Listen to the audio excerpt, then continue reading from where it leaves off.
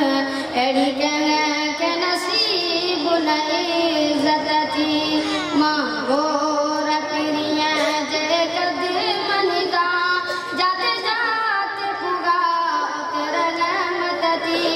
वयो फरशदार सद सुण सजन एड़ी कह के नसीब न इज्जत थी जग माऊ जगो तने मिठड़ो नम्यो उन माऊ मिठिया जो शान ऊंचो जग माऊ जगो तने मिठड़ो नम्यो उन माऊ मिठिया जो शान ऊंचो जहदाई जे घर पहुंच कदम वही दाई अली मधी शोहरत थी वयो फरशदार सद सुण सजन एड़ी कह के नसीब न इज्जत थी मांगोर पिरिया जे कदर मनदा जाते जाते पुगा तेरा रहमत थी वयो फरशदार सद सुण सजन एड़ी कह के नसीब न इज्जत थी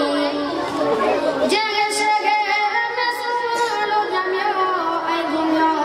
उन शगर मके जो मान लिसो जग शगर में सुनो जम्यो ऐ गुम्यो उन शगर मके जो मान लिसो जे सारियते पेरी रखी कदम वही उन सारियते वही ताकत थी वयो फरशदार सद सुण सजन एड़ी कह के नसीब न इज्जत थी मांगोर पिरिया जे कदर मनदा